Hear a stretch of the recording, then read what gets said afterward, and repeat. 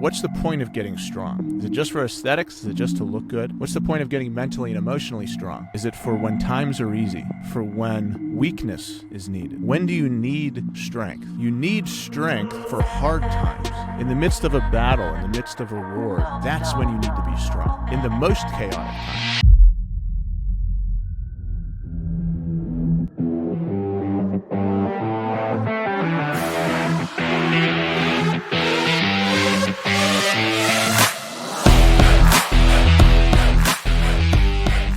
Hey everybody, welcome to the Rising Father Podcast. I'm Chris Rodack, also going live, hopefully on Instagram, LinkedIn, and YouTube. Let's see if this lets me go live here. And today we're going to talk about a couple of different things. I've got a story about when I had surgery and how to maintain your habits and healthy habits during that time. I've got what you can control when chaos comes, and that means like whenever you have kids, lots of little kids, pets, people are throwing up, puking, things are crazy around you, what you can do then. And what else? When one thing goes wrong, don't throw the entire day out. A lot of people do that. Having a hard time being motivated, and what you become is more important than what you know. So tons and tons of things to talk about today. And we'll get through as much as we can. If you have any questions, put them in the various chats. I'll be trying to check these throughout the live stream, but this is going to be a podcast, and I'll put this one up because we've got a lot of important topics here. First one, and I'm doing this outside for the first time ever. I'm working from home. It's a beautiful day. It's cloudy. It's hopefully not going to rain. You'll get to watch me take all this equipment inside in a big rush, and the live stream will just stop abruptly if it starts to storm. The weather says it's not going to rain, but it is getting darker.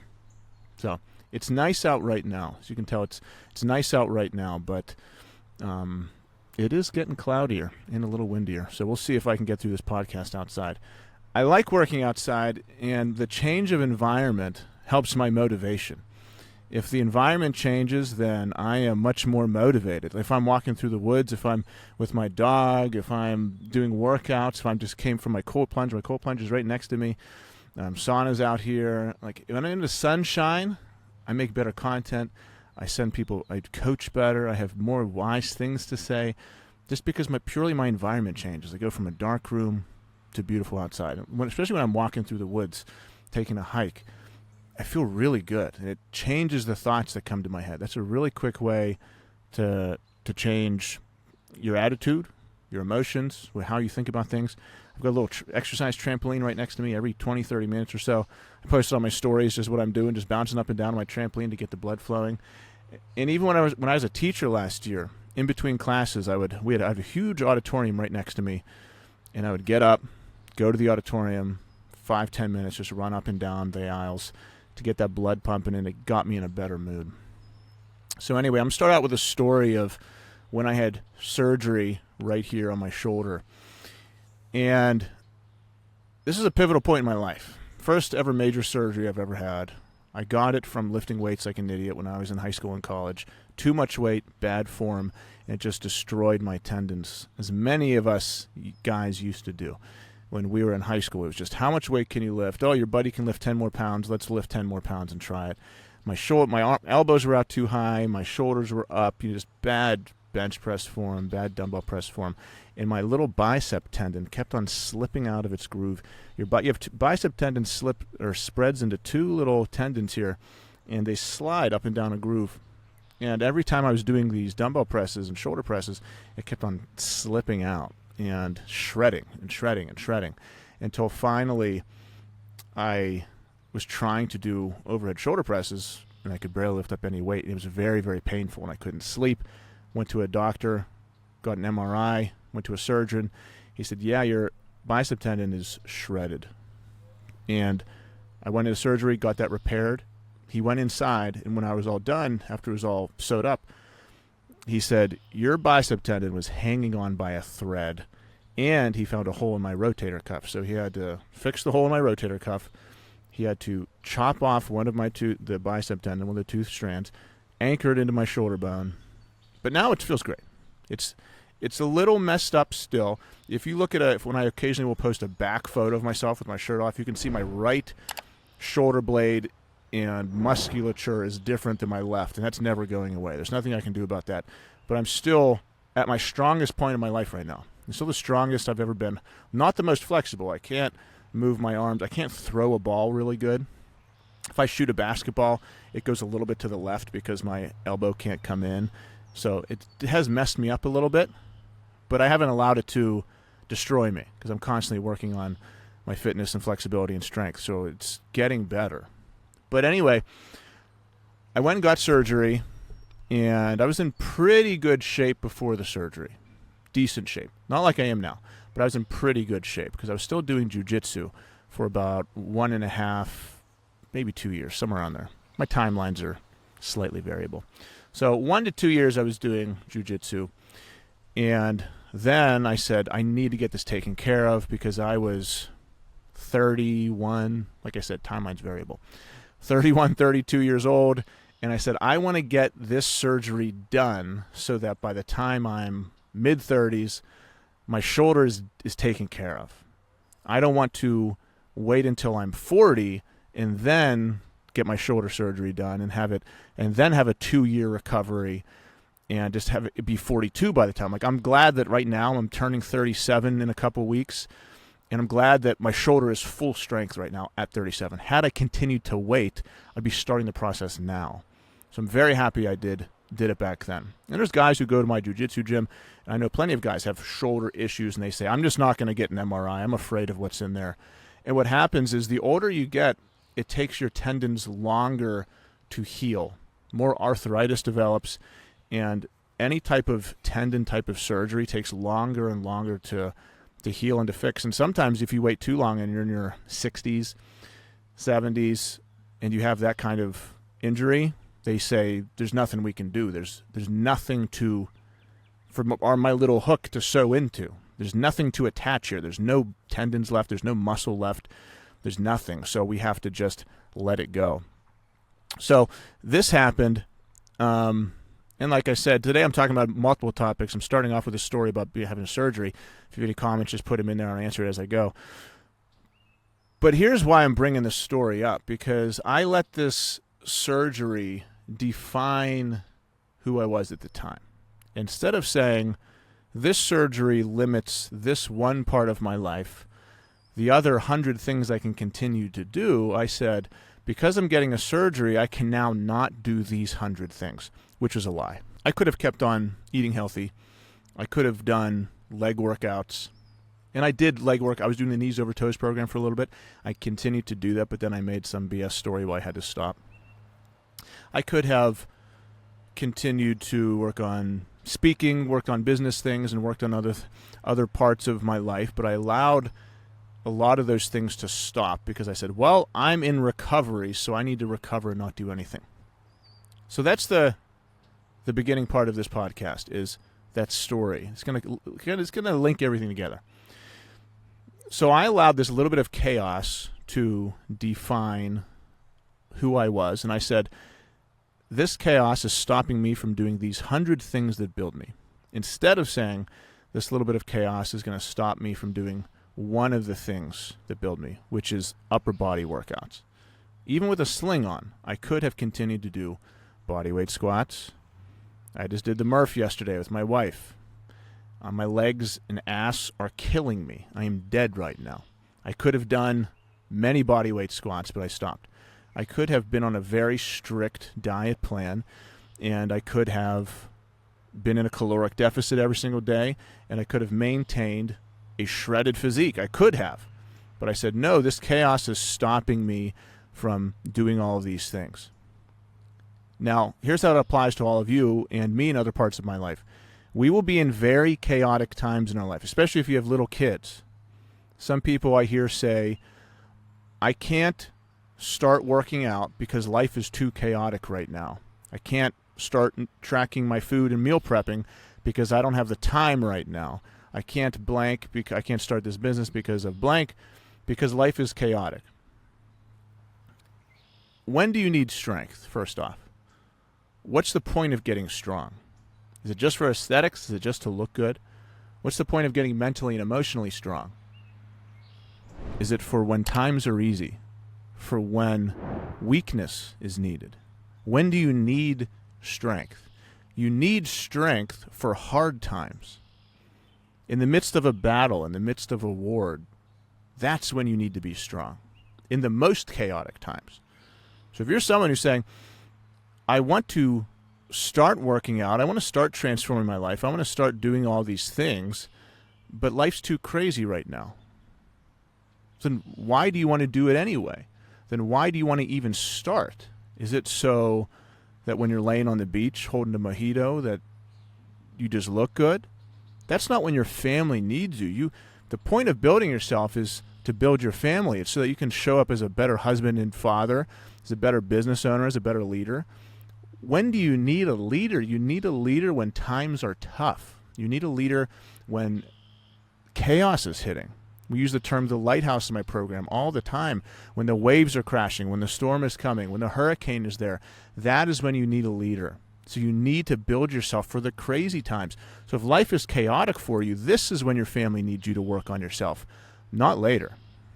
Not when times are easy. Not when your kids are on to college and you've retired and you have nothing to worry about. The house is quiet and clean and there's no chaos. During the chaos, that's when you need it. I had chaotic times during the surgery and earlier in my life when we had our kids less than 2 years apart and my wife had a part-time job. I was getting crushed with student loan debt and we had a lot of financial troubles. Plus we let ourselves go. Plus we had these little kids. And I used that excuse if I don't have time or blah, blah, blah, or life's too crazy right now for me to. It was all bullshit. There's all excuses. What I could have continued to do was allow myself to control what I can control. Okay? So what can I control? I can control what I put into my mouth, right? No matter how crazy life is. Just because you have 10 kids at home and a dog that's puking on the rug and you got fired from your job does not mean you have to go to McDonald's and eat double cheeseburgers. That just means you're emotionally out of control and you want to feel good right now. Deservedly so, you want to feel good, and you're choosing to do it with cheeseburgers. Right? You can always control what you put in your mouth. You can make sure you're drinking a lot of water every day. You can take your supplements and vitamins. You can meal prep. Meal prep, don't tell me you don't have time to meal prep, because meal prep saves time. It takes time initially, but we learned this in kindergarten. We have to do work at the beginning to save time later, right? Long-term purpose over short-term pleasure. You have to put in work right now for later. You plant in the spring so that in the fall and late summer you can reap the harvest. It's not, well, I don't see benefit right now, so I'm not going to do it. No, you meal prep. It takes some time right now. You time block. It takes some time right now. But later in your week, it saves you lots of time and elevates your life. So you can always meal prep. You can always time block, which is scheduling out your day. These are things you can control. You can control how much water you're taking. You can control what you're putting in your mouth, no matter what. So you can always control that. You can control how you speak to people, right? You can control your attitude. You can control how you're thinking. I could have continued to journal. I could have started meditating. I could have done breath work. I could have jumped in the sauna every day. I could have done cold plunges. But I was saying, because this bad thing happened to me, everything has to stop. Right? This bad thing's happening to me, so all these good things have to stop. I hear that. I'm feeling sick right now, so I'm just going to lay on my bed all day. Did you journal? No. Did you read? No. Did you drink a lot of water? No. Did you take your vitamins? No. Did you eat healthy food? No. I ate pudding all day. I'm guilty of this too, guys. You can control many things. If you do 10 things each day that build you and make you feel on fire and amazing and are part of your routines, when chaos comes, don't throw the baby out with the bathwater. Don't throw everything out. Control what you can control and keep on doing everything you possibly can. Oh, my Peloton's broken. Okay, Do some body weight squats, go for a jog. Oh, I'm feeling sick. Okay, make sure you're in a caloric deficit at the end of the day and do some extra reading and journaling today. Oh, I didn't get a lot of sleep. Okay, take a power nap. When I was a teacher, I would take 10, 15-minute power naps on my desk in between classes or during my lunch period. We want to give ourselves those excuses, and we want to give ourselves the easy way out because we want to feel good right now. We're suffering and we want to feel good, so we tell ourselves a story that digests easily and goes down. That's the truth. We want to just feel really good right now. So we say, oh, Chris, take it easy. Go to sleep. You deserve it. Knowing that that's the path to depression and stress is giving myself less to do. When I'm on vacation and I don't work out and I don't have anything to do, I stop building everything in my life, I get depressed. I have to continually build myself. And many men who don't feel good need to link this part of their logic and their psyche together, that you don't feel good because you're not working on yourself. You're not pushing yourself. You're not suffering. What? Suffer to feel good? Yeah. Getting in a cold plunge is suffering. It doesn't feel good, but 15, 30 seconds into it, you feel amazing. So through that, you feel good. Going to a gym and getting under a squat rack and just hating it doesn't feel good. That is suffering. But when you're done with it, you feel amazing. Emotionally, mentally, you feel confident and strong because you prove to yourself who you are. So many guys need to link that together. Why am I not feeling good? Why am I stressed out? Why am I depressed? I hear many guys say they have no emotion. I'm living life in a fog. I haven't smiled for a long time. I haven't danced for a long time. I haven't truly laughed for a long time. When I smile, I don't really smile. My face is like this. I don't show my teeth. When I'm with my kids, I'm physically there, but I'm mentally and emotionally not present at all. It's a simple solution. The simple solution is get around guys who are savages, who are kicking ass, like in our Men of Fire program. It's have a system for improving your life. So follow a basic plan and stick to it. And it's suffering, pushing yourself, challenging yourself, putting impossible goals out there on your whiteboard and going for them, taking risks, investing in yourself, jumping off the cliff into failure and not being afraid of it. That's how you can feel amazing again. It is not seeking safety and comfort and sliding back into your warm bed. That is the quickest way to feel great right now, but shit the rest of the day. Guy after guy in my group tells me the same thing. Because no one's perfect. Our group is full of massive transformations, entire life transformations. But everyone slips up, and you'll have a guy who's been crushing it for 4 months, and then on the 121st day, that's right, math, on the 121st day, he will not do his routine. He'll miss his wake-up time. He won't go to the gym, and he'll say, man, Chris, I feel like crap today. I feel like garbage the entire day. I've slept through my workout. I didn't meditate. I didn't journal. I didn't clean the dishes for my wife. I just feel like garbage all day. Even though I got more sleep, I have so much less energy. I just feel selfish and like I'm just taking from everyone. That's what happens whenever you miss these basic things. So you want to feel good, push yourself, build yourself, ask less of other people, ask more of yourself. Simple solution. Second thing, this is funny. A guy brought this up on our last call, and I wanted to talk about this because I'm guilty of this and a lot of us are guilty of this, and that is when one thing happens, don't say, well, screw it. Well, F it. I'm going to give up on everything. Many of us have done this. All of us have done this. It's you're trying to follow a diet. You're trying to follow macros. You're trying to follow some type of nutrition plan, right? You've been on and off it for decades. You say, this is my month. You go 10 days straight. On the 11th day, you give in. You drink a beer. You eat a cupcake. And you know that at the end of the day, you're not going to be able to reach your goal. So you say, because I'm not going to be able to reach my goal at the end of the day, for the rest of the day, I'm just going to do whatever I want because it's free. You think it's free for you. You think, I'm already in this point of no return. Why don't I just enjoy myself? It's like a nuclear holocaust type of feeling. It's, well, the world is ending. Why? I'm going to go crazy. I'm going to live by no rules. It's a very easy, selfish mindset. It's the easy way out. It's selfish. But it's stupid. It actually doesn't make any sense at all. It's like driving on the highway and one of your tires goes flat, so you stop the car, get out with your shotgun, and shoot the other 3 tires. You didn't have to do that. You could have repaired the tire and kept on going. You could have just allowed the one mistake to stay one mistake. You could have allowed the first domino to fall sideways instead of fall forward and knock every single other 1,000 dominoes. It's like you have 1,000 dominoes laid out on a table. The first one falls sideways, and you could have left it there, but instead you go click, and you watch every other domino fall down. That's what you do whenever you say, well, I messed up this morning, so screw it. Or you say, I wanted to go 7 days straight of hitting my macros and being in a caloric deficit. I want to lose 3 pounds this week. And then Friday comes, you drink a bunch of beers, and you say, well, the weekend's effed. And Friday, Saturday, Sunday, you put on 5 extra pounds because you said screw it. It's just mental gymnastics we play with ourselves so that we can get what we really want in this moment, and that is just sugar and fat in our face. It's just we want to feel good right now.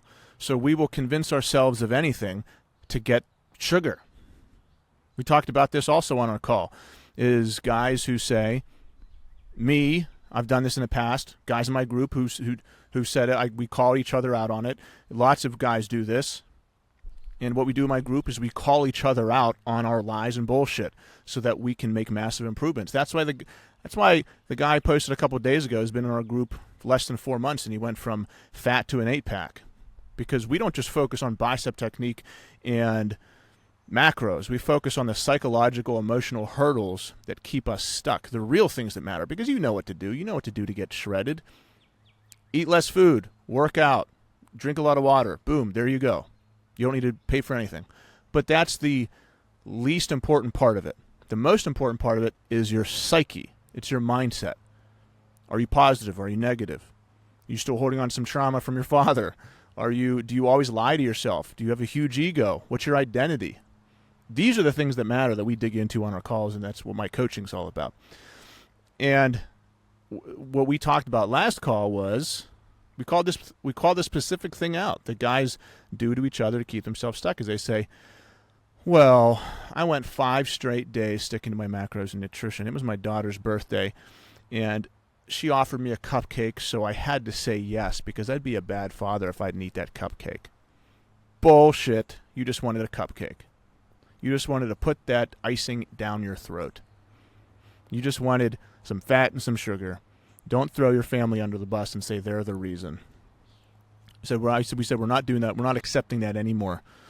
I want to be aligned. I want to be shredded, but I also, every 3 days a week, some family celebration happens where I have to go off my macros. And I'm going to tell the world and tell myself that it's because I'm a good husband and father. So we said, no, that's actually the exact opposite reason why we all joined this program, what we're trying to do. We're a good husband and father and man because we are staying aligned to principles. We want to be disciplined. A good husband and father and leader shows other people a path. They don't have to understand. You are disciplined. You are showing them a path to live life. I want my son to watch me live and say, oh, Dad can say no to people. Dad has discipline. My dad doesn't get tempted and swayed and give in every single time someone offers him a cupcake. Doesn't matter who it is. He will stay aligned. I want to show my kids a path to live, not just be a hypocrite for them. If they see me constantly bending 3-4 times a week to, man, I did good at this one function, time to celebrate. Ooh, there's leftovers on the table, better finish them. We don't waste food around here, so I'm going to eat the 5,000 calories that are left on my table. It's because I'm a good father. It's not because I just want the food in my face. It's my daughter's birthday. Time for some cupcakes. Client dinner. I'm not going to close this sale unless I have 5 beers and some whiskey. Does any of this ring true to anybody? Yeah, I know it does. And they are just lies we tell ourselves so that we can get what the weakest part of ourselves really wants, and that's just fat and sugar and shoving stuff in our face. Right? It's what we want. We want the donut. We want the candy bar. I'm a good father. Why? Why are you a good father? Did you live a disciplined life? Did you stick to some standards? Did you show your kids that no matter what comes, they can stay aligned? No, it was my son's birthday, and he offered me a Snickers bar, and I ate it. Very different. But these are the lies that we tell ourselves. I'm guilty of it too. I've done it too. So we called ourselves on that on our last call. What else? And it's also funny just to think. It's funny to call ourselves out on these things that we do all the time. So the point of me talking about all of that was when one thing goes wrong, don't throw the entire day away. That's what brought up all of that. One bad thing happens, so you don't say, screw it. That's like I moved look, it's sunny out now. Dark clouds went away. It's because I'm speaking the truth. The universe is rewarding me. That's like today. I moved my setup out here. It took me some time to set up, but I wanted to feel good as I'm making content. Starts to rain, and I say, well, the day's shot, and I just watch TV for the rest of the day. No, you just don't want to do the work. Go inside and pivot. Next point, having a hard time being motivated to do work. I heard someone said it this morning, and I wrote it down. I said, this is good. This is good because I know I felt this before, and many people feel this. They say, I'm having a really hard time being motivated to do work, to work on my business. You know, I really want to start this business. I want to start this side hustle. I want to start this thing. And I'm having a really hard time getting motivated to do it. Where's the problem? The problem lies in that exact thing, in the language you are using. The problem lies in the language you are using with yourself. Now, what is it? It's, I have to be motivated to do it. That's the problem. You're telling yourself that you're not going to work on something unless you are motivated. You've already screwed yourself. You've already told yourself that unless I am motivated and inspired, I will not work towards my goal. Change that. Do the work despite what you're feeling. Have a goal, have a vision, and the structures and paths you take to get there don't matter. What you're feeling along the journey doesn't matter. That's like going to Mount Everest and doing the first third of it, standing there in the freezing cold and a blizzard around you, waking up in the morning when it's time to get moving, you say, well, I hope I'm motivated to get up to the top of the mountain today. You're not going to feel good, man. You're going to be freezing. Someone might get hurt along the way. You might get sick. You might be miserable. You might be regretting. But are you not going to take that picture at the top of Mount Everest because that feeling didn't come wash over you? And one of those eagles from Lord of the Rings didn't sweep you off your feet and take you to the top? You're just waiting for this emotion to come, so you're not going to work on your goal. We're all guilty of it. This is what we do. We say, these are the thoughts, these are these mind worms that hold us back. But you have to put it out there into the world. You have to speak the truth to it. You have to identify it for you to get over it. If we don't identify these things, put it out there into the world, then we can't acknowledge it. That's why journaling is so important. We write down the things that hold us back. We write down the thoughts that keep us stuck. This is one of those. Is I'm not motivated to do it, so I'm going to have to do something to get myself motivated to do the thing I know I have to do. You're adding 10 steps to the process. It doesn't matter if you're motivated or not. You said you wanted to be financially free. So you're going to sit on your couch and scroll your phone until motivation washes over you? Is that what Steve Jobs did? Is that what Elon Musk does? Is that what any extremely successful person does? Is they sit and wait for motivation to take them? I've heard stories of Elon Musk sleeping in his office for months at a time. I'm sure that wasn't very motivating, but I'm sure he had a vision he was working towards. And what you think of Elon Musk doesn't matter. Replace Elon Musk with your favorite successful person. Think about the big picture here, the point I'm trying to make. It doesn't matter what you're working towards. No, let me take that back. It doesn't matter what you're feeling at the moment. You have to do what's necessary to get to your vision. There are times I do not feel like making content. There are times I do not feel like doing anything. But I have a goal for myself. I feel like I have things I have to share and I have to do. There's a person I want to become, and that overrides what I'm feeling at the moment. So to recap, saying to yourself, I'm having a hard time being motivated to do blank, means that the thing you are trying to do, the goal you're working towards, isn't important enough to you. So write down why it's so important. This side hustle I'm working on is so important to me because it will create financial freedom for me. I will eliminate the debt from our life, which will improve the relationships. It will improve my mindset. It will improve my health. I can pay for my kids' way to college. I can show them a way to live, and I can create an infinite positive family legacy if I do this. Man, you write that down. It doesn't matter if you're not feeling up to it. You're just going to get to work. Some days you will be in a bad, depressed, stressed out, negative mood, and you're going to say, none of this is working out. And as you're doing that, as those thoughts are infecting you, you will continue to do the work. Just happens. Some months are going to be down. Some months aren't going to be as good as other months. And you have to continue to do the work, no matter what. Last thing, most important one. And each of these individual topics I'm talking about could all be fleshed out into longer points. And this last one, it's what you become, not what you know. People have talked about this. Jim Rohn talks about it. Tony Robbins talks about it. Lots of people talk about it. And this is a complex topic. It's a deep topic, and it's kind of vague. It's kind of out there. It's blurry. So I'm going to speak to it what I believe it means, and I hope you can get something from it. And feel free to message me, and we can have a conversation about this, what this means. It's what you become, not what you know. And here's how I see that. There's a guy in my group who messaged me this morning. He's been with us about 4 months or so, been working on his health. Main reason he joined us was for his marriage. He wanted help with his marriage, and he wants to be disciplined. He felt like he was leaning on his wife too much. She was the leader instead of him. He felt like he was always just saying yes to her, avoiding hard conversations. So that's why he joined us, to become a rock for her. Now he feels like he is. And you can tell in the way he speaks. He has power. He has some light in his eyes. He has some energy and strength in him. He has a confidence when he talks that he didn't have before.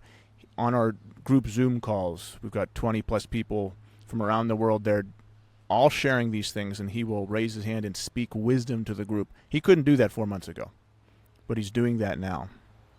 And he's told me a story this morning about on the Zoom call, someone had a problem, and he raised his hand. He said, I didn't know if this was going to be the right thing to say, but I just spoke from my heart. And it wasn't planned. It was just off the cuff. And that was a couple of days ago. He said, but I'm glad I did it, because it felt right. After he spoke, guy after guy in the comments said, thank you, thank you, thank you, thank you. And I messaged him. I said, it was a perfect thing to say. Do you know why it's a perfect thing to say? Because you've become a wise man through this process. You've become a disciplined, wise man who has overcame obstacles. You've worked with me one-on-one. You've engaged in the group. You've stuck to the process, and you haven't given up. Though obstacles and resistance have come your way, you haven't given up. And through the pain and suffering and learning, you have became wise. Now you have real things to offer. It's not a course you took. It's not a meme you're sharing. You have become a wise person. So now what you say is just naturally wise. Through your very life, you've become someone who offers wisdom to people. So now just when he talks to people, you're going to hear wise words. So I know when I have him speak, you're going to get some wisdom because of who he is. If that is not who he was, he would have to go in a book, look for something wise, and just spit it out there.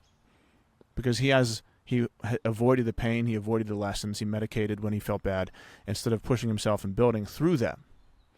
But because he has been on a path for wisdom, he has become a person who can help people and can share wisdom to everyone he comes in contact with.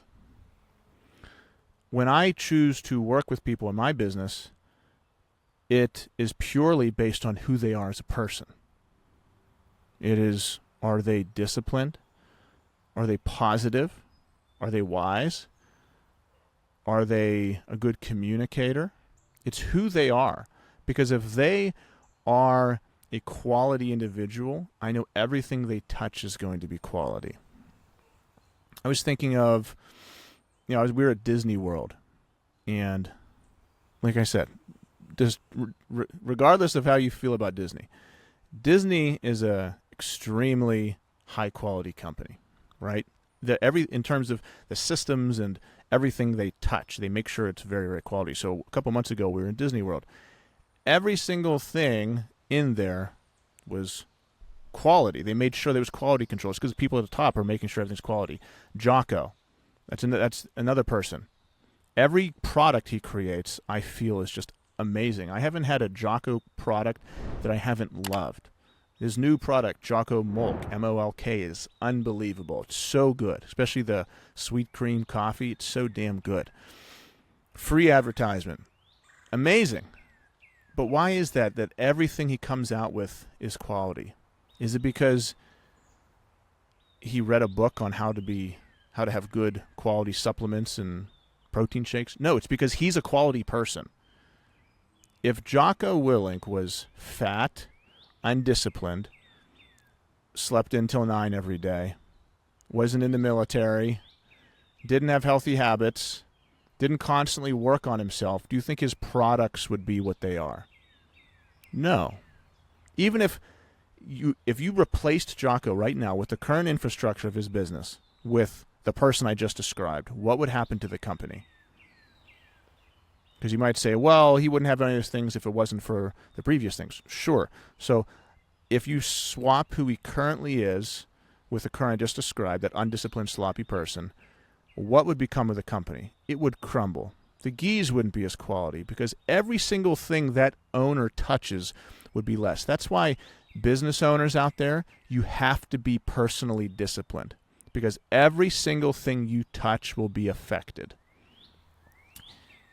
Lack of discipline infects every single area of your life. Here's the thing. Here's a story of many a business owner. They used to be in shape. They used to be disciplined. They used to have great bodies. In high school and college, they were great on their sports teams. Then they started a business, and they became successful. And then they realized that they need to spend more and more time on their business.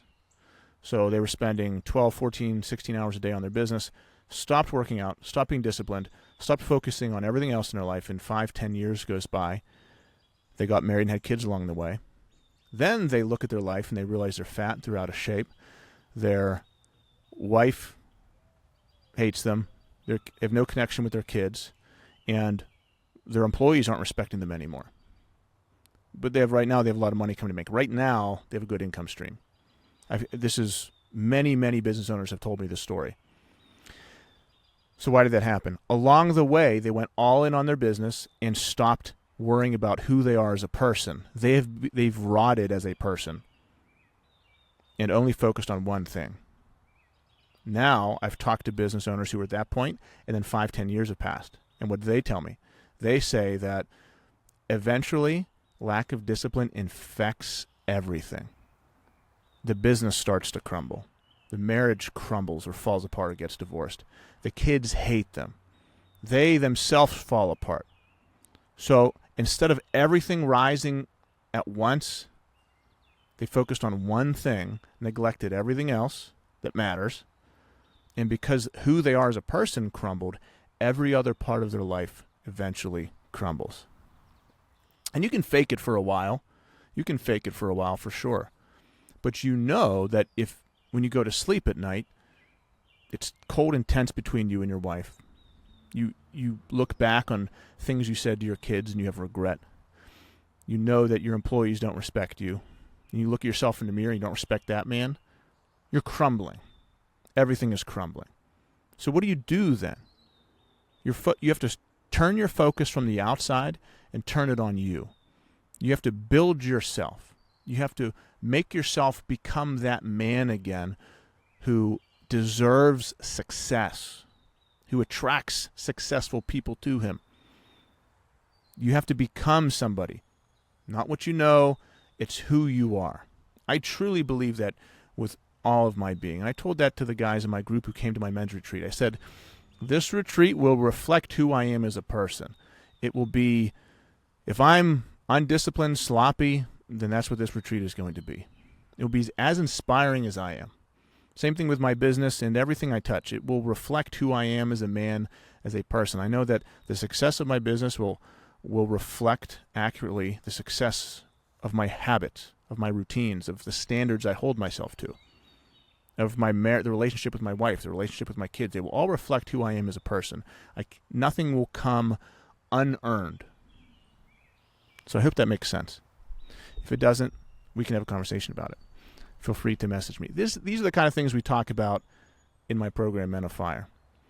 If you are somebody who wants to be in that world of digging in to your mindset, your emotions, if you're somebody who wants to be around a bunch of high-level, successful guys who talk about this kind of thing, mastermind type setting while transforming yourself, the guys call it a mastermind for being a better man, then reach out to me, fill out the application that's on my Instagram profile or wherever you're listening to this, and we can have a call and I'll tell you what the program's all about. It's for guys who want to make a massive transformation in their life and be surrounded by inspiration and positivity. It's a pivot point. Guys call it a pivot point in their life, place to get unstuck. So I hope you enjoyed that. We talked about, went about 40 minutes. That's pretty good for a solo podcast. We talked about 5 different things, talked about my surgery, talked about what you can control. When things go wrong, don't throw the entire day out. Talked about having a hard time being motivated, how that's the wrong storyline, and who you become is more important than what you know. If you're listening to this on Spotify, any podcasting platform, please leave a 5-star review. Every review you leave means that it gets spread out to more people. So I saw a bunch come in this week, so I really, if that was you, I really, really appreciate that. And please share it, save it, and I appreciate all of you guys. See ya.